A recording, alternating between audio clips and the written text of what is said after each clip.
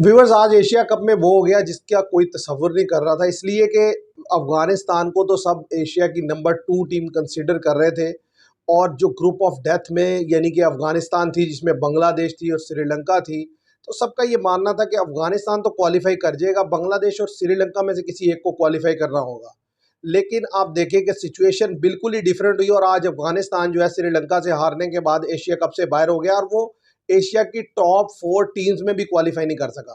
तो इसलिए कहते हैं कि जो T20 है ये बिल्कुल एक डिफरेंट बॉल गेम है। और नो डाउट अफगानिस्तान जो है वेस्ट इंडीज़ में अच्छा खेला, लेकिन उसका जो सबसे बड़ा प्रॉब्लम है वो उसकी बैटिंग है। और आज भी देखें उसकी बैटिंग ने उसको डिसअपॉइंट किया। वो तो नीचे आकर मोहम्मद नबी ने 22 बॉल्स पर 60 रन बनाए, राशिद खान ने 24 रन बनाए, तब जाकर अफगानिस्तान ने 170 रन का टारगेट दिया। अदरवाइज तो सारी अफगानिस्तान की जो टीम है वो 130 120 के अंदर बोल्ड आउट हो गई थी। और अफगानिस्तान ने अगर एशिया की नंबर 2 टीम बनना है तो उसके लिए ज़रूरी है कि उन्हें अपनी बैटिंग बेहतर करनी होगी, तभी जाकर वो जो एशिया की नंबर 2 टीम बन सकते हैं।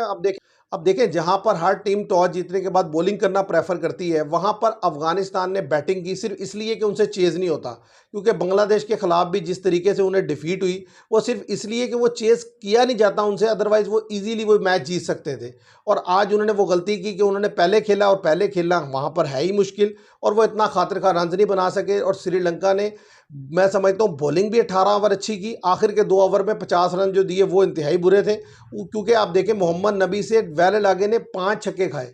मतलब आप अंदाज़ा करें कि एक तो कैप्टनसी का भी फेलियर है कि आपने आखिरी ओवर वेल लागे का रखा हुआ है कि भाई स्पिनर का आखिरी ओवर क्यों रख रहे हैं, अगर रखना ही है तो हसरंगा का रखें।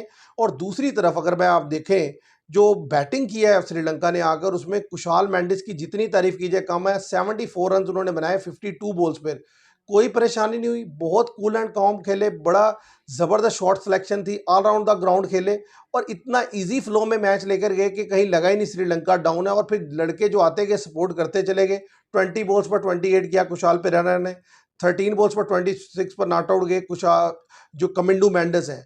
तो एक इजी श्रीलंका ने विन किया। श्रीलंका ने अपने ग्रुप में टॉप किया और तीनों मैच जीत लिए हैं, और वाजे तौर पर स्टेटमेंट दी है कि आप इतनी आसानी से जो है अफगानिस्तान को नहीं कह सकते कि वो एशिया की नंबर 2 टीम है। और वाजे तौर पर श्रीलंका जो है वो एशिया की नंबर 2 टीम की दावेदार है, जिस तरीके से उसने इस पूरे ग्रुप में जो है ना, जो अपने तीनों मैचेस खेले हैं। अब नेक्स्ट ग्रुप में चले गए हैं तो वहां पर जाहिर है श्रीलंका पाकिस्तान से खेलेगा, इंडिया से खेलेगा और एक दफ़ा फिर बांग्लादेश से खेलेगा। और अगर वहां पर भी जाहिर है वो जीतकर सेमीफाइनल में चला जाता है तो फिर नो डाउट कि वो बेहतर है। और वैसे भी अगर आप ऑन पेपर देखें श्रीलंका की टीम बुरी नहीं है। मैं समझता हूं उनका जो थोड़ा वीक लिंक मुझे लगता है वो उनकी बॉलिंग है। अदरवाइज आज जिस तरीके की बॉलिंग नुमान तुसेरा ने करवाई है, 4 ओवर में 18 रन देकर 4 विकेट, एक्सीलेंट बॉलिंग थी। और इसी तरीके से जो है वो हसरंगा बड़ी ज़बरदस्त गेंद कर रहे हैं, 4 ओवर में 18 रन उन्होंने दिए।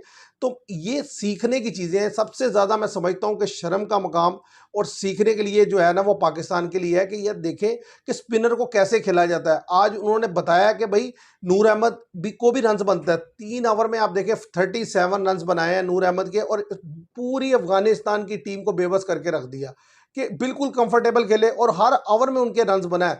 13 के रन रेट से उन्होंने उसके अगेंस्ट रन बनाया। हमारे से यहाँ 3-4 से ज़्यादा का रन रेट ही चलता उसके ऊपर। क्यों? क्योंकि हम उसको हाथ से पिक नहीं करते। बॉल जब ज़मीन पे गिरती है तब हमसे पिक होती है। यही सबसे बड़ा फेलियर है। स्पिनर को देखें, जितने भी बड़े बड़े एनालिस्ट हैं जो पाकिस्तान से ताल्लुक़ रखते हैं या बाहर से, हर बंदा एक ही बात बोलता है कि जब तक आप स्पिनर को हाथ से रीड नहीं करेंगे आप फंसे फंसे रहेंगे।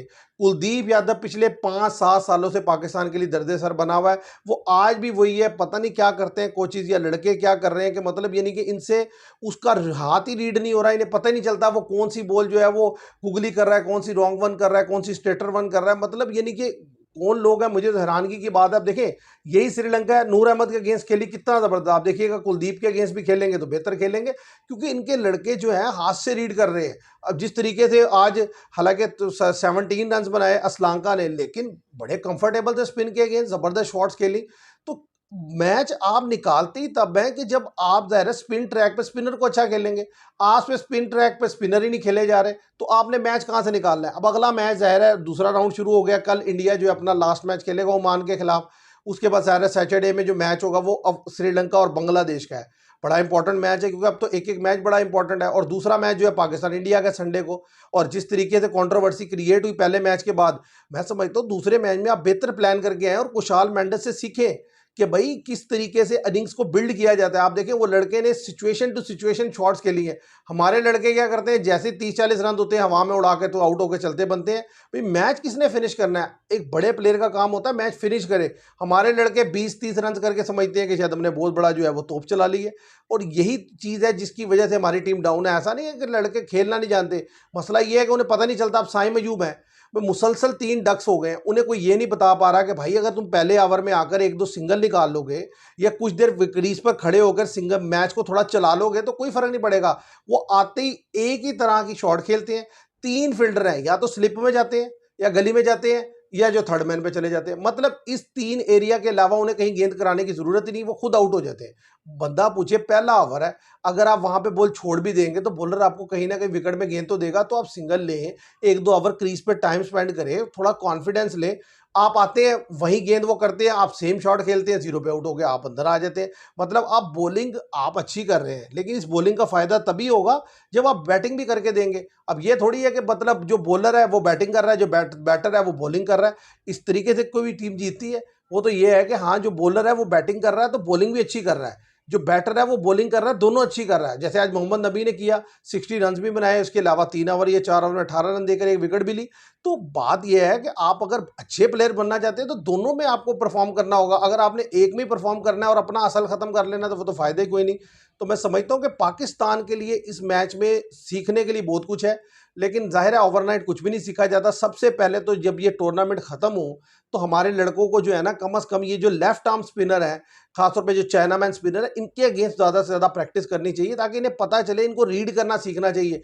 आपको पता नहीं चलता स्पिनर क्या गेंद कर रहा है, और जब आपको पता नहीं चलता तो रन आपने क्या खाक बनाना है। आप देखें ना, आपको ना अक्षर पटेल की समझ आ रही होती है, ना आपको वरुण चक्रवर्ती समझ आ रहा होता है, ना आपको कुलदीप समझ आ रहा होता है। अब 12 ओवर में अगर आप रोक रोक के खेलेंगे या 2-4 रन बनाएंगे तो उससे क्या होगा?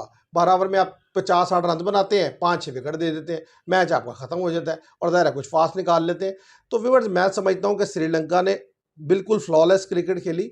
जाहिर है 1-2 ओवर जो लास्ट के थे वो थे, अदरवाइज उन्होंने ज़बरदस्त बैटिंग की, और नो डाउट जाहिर है सेकंड टाइम बैटिंग करने वाले को फ़ायदा होता है। हमारे कप्तान को अभी तक यही बात समझ नहीं आ रही। तो मैं समझता हूं कि एक अच्छा मुकाबला देखने को मिलेगा। अब जो नेक्स्ट स्टेज आ रही है जिसमें 4 टीमें क्वालिफाई कर चुकी हैं, एक तरफ से बांग्लादेश और जो है वो श्रीलंका क्वालिफाई किया, और दूसरी तरफ से इंडिया और पाकिस्तान। और मैं समझता हूँ बांग्लादेश डिजर्व करता था। मैंने इस टूर्नामेंट के स्टार्ट होने से पहले ही जिस टीम को डार्क हॉर्स कहा था वो मैंने बांग्लादेश को कहा था, और वो इसीलिए कहा था कि उनके पास यंगस्टर्स हैं, उनके पास काबिलियत है, वो क्वालिफाई कर सकते हैं, और जिस तरीके से वो अफगानिस्तान के खिलाफ खेले उनका क्वालिफाई करना बनता था। अब देखना यह है कि अगले राउंड में वो कैसे खेलते हैं। तो व्यूअर्स, उम्मीद करते हैं आपको ये वीडियो पसंद आएगी। वीडियो पसंद आए तो लाइक और शेयर कीजिएगा, चैनल को सब्सक्राइब कीजिएगा। Thank you very much.